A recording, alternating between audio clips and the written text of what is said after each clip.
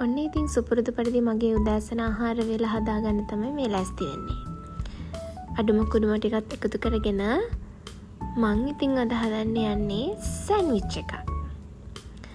ඉස්සෙල්ලාම අමු මිරිස් කරල් දෙකක් මං කපා ගත්තා චූටියට.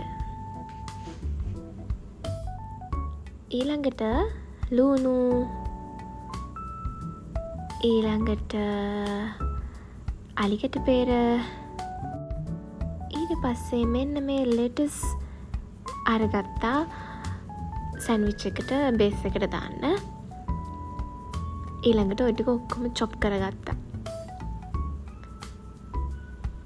පස්සේ මම එකතු කරගන්නවා ටූනා මාළු.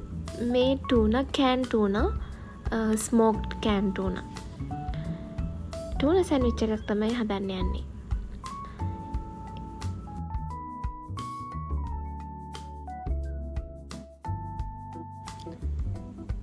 ටූනත් එක කන්න මම ගත්තේ හෝල් ග්‍රේන් බ්‍රවුන් බ්‍රෙඩ්ස්. මෙන්න මේ පාම්පිටි දෙකක් දැන් ටෝස්ට් කරගන්න යන්නේ.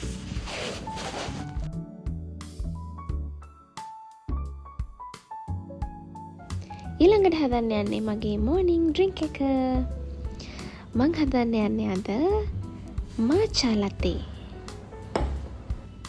අන්න බලන්නකෝ. හැබැයි මේ හොට් මාචා ලතේ.